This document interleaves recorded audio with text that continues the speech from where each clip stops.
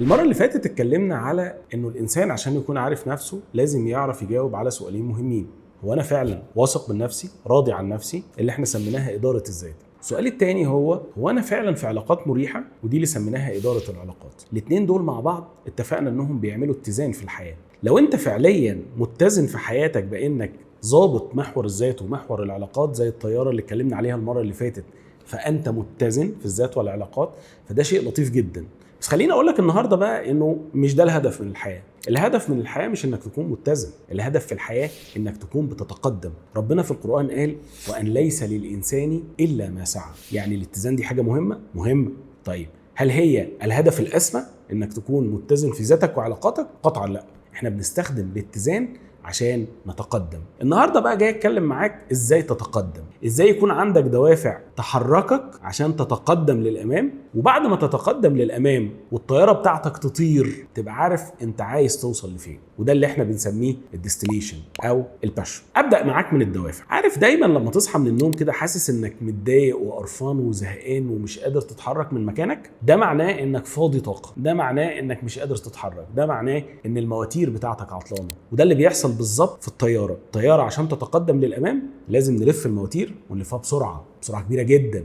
وعشان المواتير تلف لازم يكون جواها الوقود الكافي عشان تتحرك. كل واحد فينا يلزمه نوع وقود. في واحد نحفزه ندفعه للامام بان احنا نقول له انت اشطر واحد في الفصل، انت اشطر موظف في الشركه، انت اطول واحد في اخواتك. دايما في ناس محتاجه التحفيز ده، تحفيز بانه يكون الافضل. بس في ناس تانية ما يفرقلهاش الكلام ده، يقول لك انا افضل موظف، هتديني كام بقى؟ هتقبضني ايه؟ ده مختلف عن ده. عشان كده لازم نبقى فاهمين ان احنا في الحياه محفزاتنا مختلفه. اللي يحفزه فلوس غير اللي يحفزه شهاده تقدير، والاتنين صح. المهم ان انت تبقى عارف ايه هي نوعيه محفزاتك الحقيقيه. خليني احكي لك حكايه مهمه جدا. عارف هاني رمزي لما حط سولار في عربيه مرسيدس بتشتغل بالبنزين؟ عارف المعنى ده؟ المعنى ده بالظبط زي ما حضرتك تحط وقود خاطئ لنفسك. تبقى انت طبيعي بتطمن للاجواء اللي فيها سلام، ومع ذلك مصر انك تروح تشتغل في شركات كلها صراعات. بالظبط كده زي ما تبقى العربيه بتاعتك بتشتغل بالبنزين وانت حاطط فيها سولار، بتشتغل بالغاز الطبيعي وانت مصر تشغلها بالكهرباء. الدوافع مهمه جدا جدا لحياه الانسان لانها اللي بتحركه لقدام. خليني بقى اقول لك خسائر انك ما يكونش عندك دوافع او انك ما تكونش محفز. اول عرض هيحصل لك انك تحس انك زهقان، قرفان، ملان. الحاله دي لو كملت ومفيش وقود هتوصل لمرحله انك مخنوق، مكتئب، مش حاسس بحد، مش قادر تتحرك، وبعدين جسمك يوجعك. ودايما النتيجه النهائيه للاشخاص اللي ما عندهمش دوافع حاجه من الاثنين، يا مخدرات يا انتحار.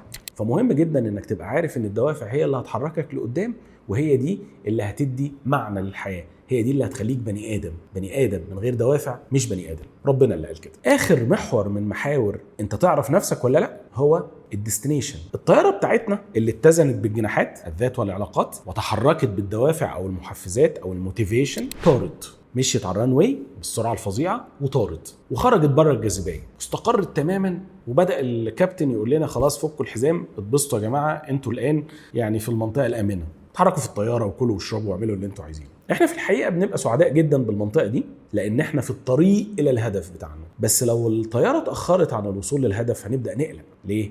لانه مش طبيعي انه يكون في سعي من غير الوصول لهدف. مش طبيعي انك تبقى عايش بمحفزات واتزان ذات وعلاقات وما يكونش ليك هدف عايز توصل له. ربنا في القرآن نبهنا للنقطة دي برضو وقال ولكل وجهة هو موليها فاستبقوا الخيرات. كل واحد فينا ليه وجهة، ليه ديستنيشن، وربنا في القرآن بيقول لنا فاستبقوا الخيرات. وكأن كل واحد فينا لما هيوصل للديستنيشن بتاعته هيقابل الخير بتاعه. زي ما اتفقنا ان كل واحد بيحفزه حاجات، فكل واحد رايح لحاجات، كل واحد هيبسطه حاجات، رايح لأهداف مختلفة عن الآخر. ودي اللي احنا بنسميها الباشن.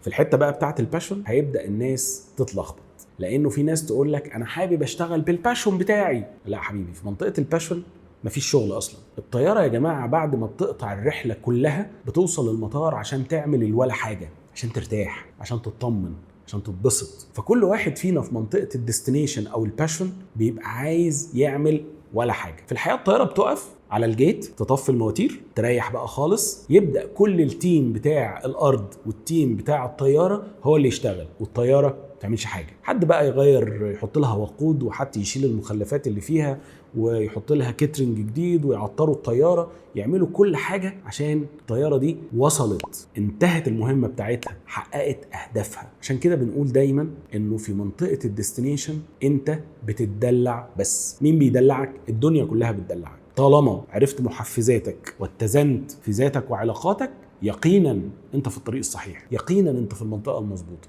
بس خليني اقول لك بقى على مشاكل كتير بتقابلنا في منطقه الباشون او الديستنيشن او الشغف. تخيل كده ان الطياره طلعت، وبعد ما طلعت هي ما كانتش عارفه هي رايحه فين. الكابتن خد الطياره كده وطلع، ولا كان عارف هو رايح فين ولا جاي منين. هل ده ينفع؟ ما ينفعش. طب تعرف ان كلنا احيانا بنغلط نفس الغلطه دي، ان احنا بنتحرك ونبذل مجهود وسعي في الحياه واحنا مش عارفين احنا عايزين ايه اصلا. تخيل. تخيل، لانه كتير من الناس اللي انا شفتهم وانا واحد منهم في وقت من الاوقات عملت نفس الغلطه دي، كنت بسعى بلا وجهه. تخيل كده بقى ان الطياره اللي بتتحرك بلا وجهه دي هيحصل لها ايه؟ حاجه من الاثنين، يا تفضل طايره لغايه لما وقودها يخلص وتنفجر في الجو، وده اللي بيحصل لنا كلنا، ان احنا بنحترق احيانا لان احنا مش عارفين احنا عايزين ايه، مش عارفين احنا رايحين فين، مش عارفين الوجهه بتاعتنا. او ان احنا بنيجي في منطقه من المناطق نقول انا مبسوط من الوجهه دي، خلينا انزل فيها، فتبقى الطياره بتاعتك مثلا رايحه دبي، وانت قررت في النص كده انك تقول ايه، لا خلاص انا هنزل في الرياض. اول ما بتقرر انك تنزل، المطار مش مستنيك، مش مجهز ليك، ما عندكش رانواي تنزل عليه، ما عندكش خدمات تاخدها، حتى الركاب اللي معاك مش جايين هنا اصلا. عشان كده بنسميه هبوط اضطراري. فتخيل ان كل واحد فينا ما يبقاش عارف هدفه، ويبقى كل الهبوط بتاعه هبوط اضطراري، هبوط ياخد نفسه بس، لانه في منطقه الباشون الخاطئ، في منطقه الشغف الخاطئ، حضرتك مش بتتبسط. وكأن الرحله دي في الاخر رحله الطياره الجميله اللي احنا بدأناها، من اداره الذات، اداره العلاقات، الدوافع اللي بتدفعك للامام، المطار اللي انت عايز توصل له، الهدف منها انك تتبسط وترتاح وتسعيد. في منطقه الباشون هي منطقه الاهداف المسبقه اللي انت حاططها زمان وبتتحرك طول الرحله عشان توصل لها. هل هي رحله واحده؟ لا، هي رحلات كتير، زي الطياره ما بتعمل رحلات كتير، بس في كل الاحوال حضرتك رايح نحو قيمه واحده. تتعدد الرحلات وتبقى الهدف من وراء الرحلات هدف واحد. في الكومنتات بقى اكتب لي ايه هي دوافعك اللي بتخليك تصحى كل يوم الصبح، وايه الاهداف اللي انت عايز تحققها، انت عايز تروح فين. استناني بقى في الفيديوهات الجايه عشان هكلمك عن حاجات كتير قوي متعلقه بالموضوع ده كلها، عشان تعرف نفسك.